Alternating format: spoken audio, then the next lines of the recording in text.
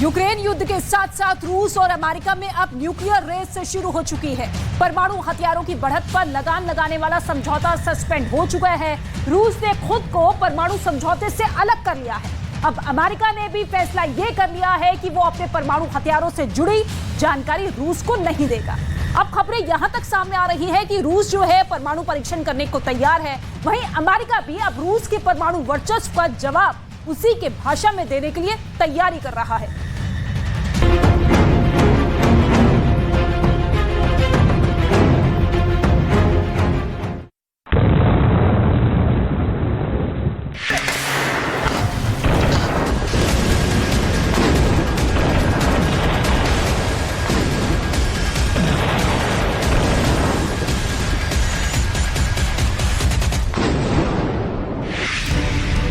रूस और अमेरिका में ठनी अब दुनिया में बढ़ेगी परमाणु गर्मी।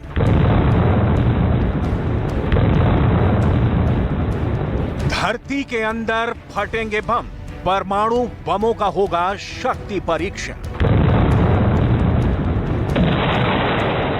रूस बनाएगा नया परमाणु बम। अमेरिका भी नहीं रहेगा रूस से कम। अमेरिका और रूस के बीच एक बार फिर परमाणु हथियारों की होड़ शुरू हो गई है। अमेरिका ने ऐसा फैसला किया है जिसके बाद पेंटागन का न्यूक्लियर प्रोजेक्ट आगे बढ़ जाएगा। अमेरिका ने ऐसा क्या फैसला किया है जिसके बाद न्यूक्लियर फाइट की सर्च लाइट और तेज हो गई है? क्या अमेरिका रूस के सबसे अधिक परमाणु बमों को रखने वाले रिकॉर्ड को तोड़ने जा रहा है? क्या अमेरिका रूस के जार बम से भी बड़ा और अधिक शक्तिशाली परमाणु बम बनाने जा रहा है? अमेरिका से आई नई खबर ने इन आशंकाओं को और बढ़ा दिया है। आखिर अमेरिका ने ऐसा क्या फैसला किया है? सवाल है, क्या रूस और यूक्रेन की जंग परमाणु हमले का गवाह बनेगी? क्या एटम बम फोड़ने के पहले व्लादिमीर पुतिन परमाणु परीक्षण करेंगे?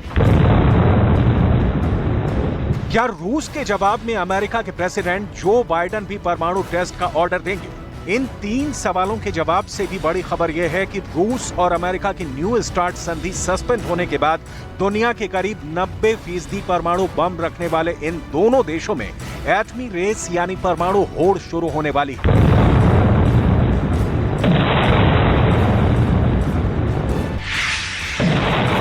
एक रिपोर्ट के मुताबिक न्यू स्टार्ट संधि की गैर मौजूदगी में रूस और अमेरिका अपने परमाणु हथियारों को दोगुना कर सकते हैं।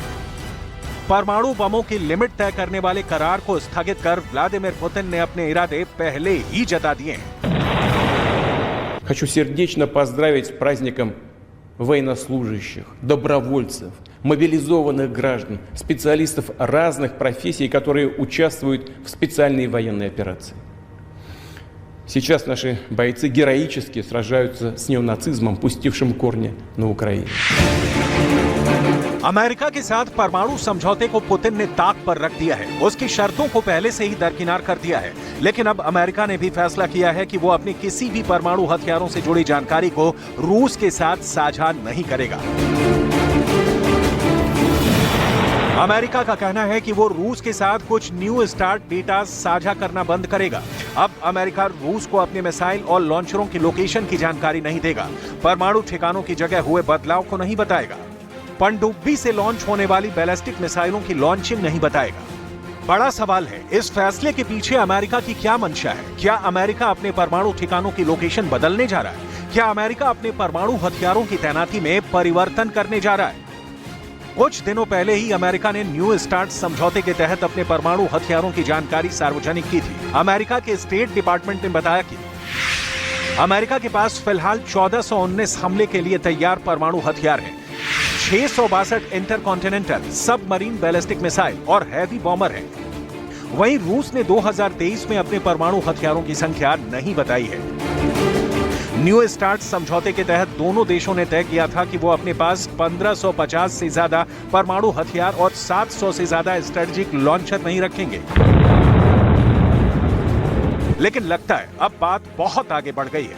ये डरावना वीडियो रूस के परमाणु परीक्षण का है। खबर है कि कुछ इसी तरह से परमाणु हथियारों की दुनिया में रूस के राष्ट्रपति व्लादिमीर पुतिन नया धमाका कर सकते हैं।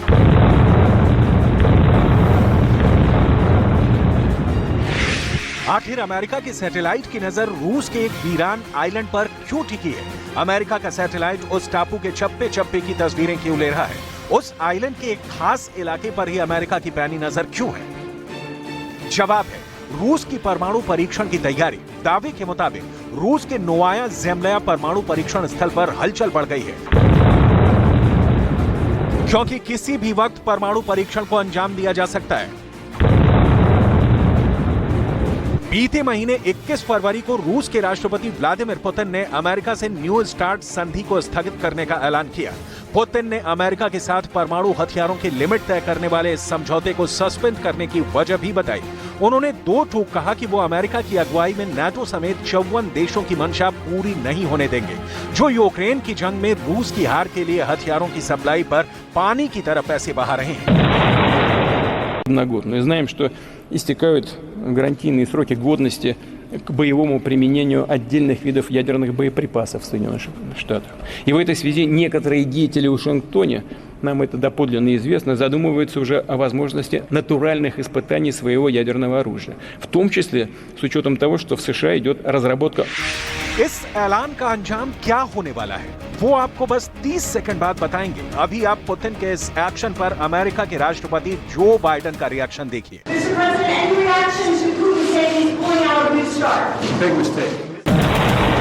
न्यू स्टार्ट संधि के मुताबिक रूस और अमेरिका ने तैनात परमाणु हथियारों की अधिकतम तादाद 1550 और तैयार परमाणु हथियारों की संख्या 700 तय कर दी थी। इसका लिहाज करते हुए रूस के तैनात परमाणु हथियारों की तादाद 1549 और तैयार परमाणु हथियारों की संख्या 540 थी, जबकि अमेरिका के तैनात परमाणु हथियारों की तादाद 1420 और तैयार परमाणु हथियारों की संख्या 659 थी। परमाणु बम बनाने की शुरुआत सबसे पहले अमेरिका ने सेकेंड वर्ल्ड वॉर के दौरान किया था। अमेरिका ने साल 1942 में परमाणु हथियार बनाने के लिए मैनहट्टन परियोजना की शुरुआत की थी, जिसमें तब $200 करोड़ का खर्च आया था, जो आज की तारीख में करीब 1,65,000 करोड़ भारतीय रुपए के बराबर है। फिर रूस, ब्रिटेन और फ्रांस जैसे देश एटॉमिक होड़ में शामिल हो गए। अगर दुनिया के परमाणु बमों की तादाद को ग्राफ के जरिए समझने की कोशिश करें तो साल 1945 में 2 एटम बम से बढ़कर साल 1985 में कोल्ड वॉर के आखिरी दौर में पूरी दुनिया में परमाणु हथियारों का जखीरा टॉप पर था। उस वक्त एटम बमों की तादाद 66,449 तक पहुंच गई थी।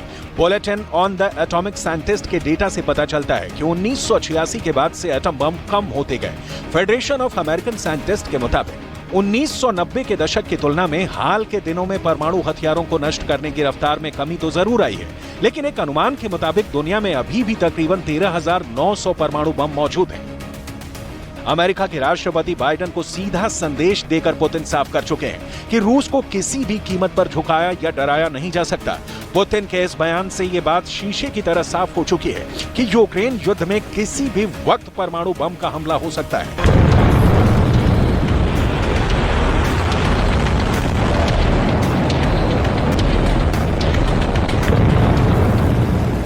В том, что победить Россию на поле боя невозможно. Поэтому ведут против нас все более агрессивные информационные атаки. पुतिन के इस धमकी को पूरी दुनिया बार बार सुनती है। पुतिन अपने भाषण में परमाणु परीक्षण की बात बोल चुके हैं। पुतिन बोल चुके हैं अगर अमेरिका न्यूक्लियर टेस्ट करेगा तो रूस भी करेगा। पुतिन अमेरिका के साथ परमाणु करार को स्थगित करने की बात बोल चुके हैं। यूक्रेन युद्ध के लिए अमेरिका को जिम्मेदार ठहरा चुके हैं। नाटो को चेतावनी दे चुके हैं। तो परमाणु युद्ध का कई मर्तबा जिक्र कर पूरी दुनिया को डरा चुके हैं। Министерство обороны России и Росатом должны обеспечить готовность к испытанию российского ядерного оружия. Первыми мы, разумеется, этого делать не будем. Но если США проведут испытания, то и мы проведем. Ни у кого не должно быть опасных иллюзий, что глобальный стратегический паритет может быть разрушен. सवाल है, दुनिया के सामने परमाणु युद्ध की बात और पर्दे के पीछे रूस के न्यूक्लियर फोर्स को हाई अलर्ट पर रखने के पीछे पुतिन की क्या रणनीति है। पुतिन के मुताबिक अब रूस वो करेगा जो पिछले 33 साल में नहीं किया। रूस नए परमाणु बम का परीक्षण कर सकता है। पुतिन की ये धमकी तब और खतरनाक हो जाती है जब ये खबर सामने आती है कि रूस में सबसे बड़े न्यूक्लियर टेस्टिंग साइट को एक्टिव कर दिया गया है। रूस ने अपना पहला परमाणु परीक्षण 29 अगस्त 1949 को किया था। रूस ने आखिरी बार 24 अक्टूबर 1990 को न्यूक्लियर टेस्ट किया था। रूस अब तक 715 परमाणु परीक्षण कर चुका है, जिसमें 496 अंडरग्राउंड थे। दुनिया में अब तक 2059 परमाणु परीक्षण हुए हैं। इनमें सबसे ज्यादा 1030 परमाणु परीक्षण अमेरिका ने किए।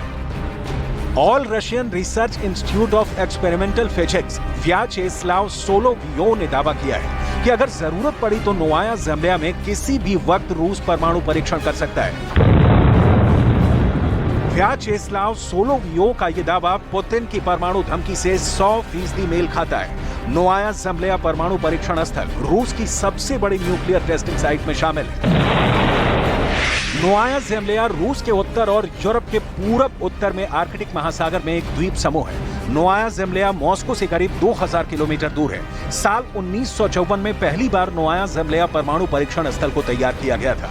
1990 तक रूस यहां 132 मर्तबा परमाणु परीक्षण कर चुका है। साल 1961 में यहीं रूस ने आज तक का सबसे शक्तिशाली बम ज़ार बम का विस्फोट किया था। अमेरिका के साइंटिस्ट मान रहे हैं कि अगर रूस परमाणु युद्ध की तरफ आगे बढ़ता है तो उसे 3 स्टेप में अंजाम दे सकता है और पहला स्टेप परमाणु परीक्षण का होगा। सवाल है, क्या परमाणु हमले का पहला राउंड शुरू होने जा रहा है? पुतिन की न्यूक्लियर वॉर टास्क लिस्ट में पहले नंबर पर नया परमाणु परीक्षण है। दावे के मुताबिक परमाणु परीक्षण की तैयारी 100% पूरी है। टास्क लिस्ट में दूसरे नंबर पर टैक्टिकल न्यूक्लियर बम से अटैक है, जिसके लिए रूस की न्यूक्लियर फोर्स 24 घंटे तैयार रहती है। टास्क लिस्ट में तीसरे नंबर पर बड़ा परमाणु हमला है, जिस पर सिर्फ और सिर्फ पुतिन ही आखिरी फैसला करेंगे। परमाणु युद्ध को लेकर पुतिन क्या सोचते हैं, ये उनकी धमकियों से साफ हो जाता है। पुतिन साफ साफ शब्दों में नाटो देश को चेता चुके हैं। यूक्रेन को जितनी लंबी दूरी की मिसाइलें मिलेंगी, रूस खतरे को अपनी सीमा से उतना ही दूर कर देगा। पुतिन के मुताबिक रूस और यूक्रेन का मामला लोकल था, लेकिन अमेरिका और उसके पश्चिमी देशों ने इसे दुनिया का मसला बना दिया। एक छोटे से युद्ध को परमाणु युद्ध के मुहाने पर पहुंचा दिया। ऐसे हालात में बड़ा सवाल यह है कि अगर अमेरिका और रूस की परमाणु होड़ में अगर चीन और उत्तर कोरिया जैसे देशों ने भी परमाणु ताकत बढ़ानी शुरू की, तो फिर थर्ड वर्ल्ड वॉर को टालना नामुमकिन होगा।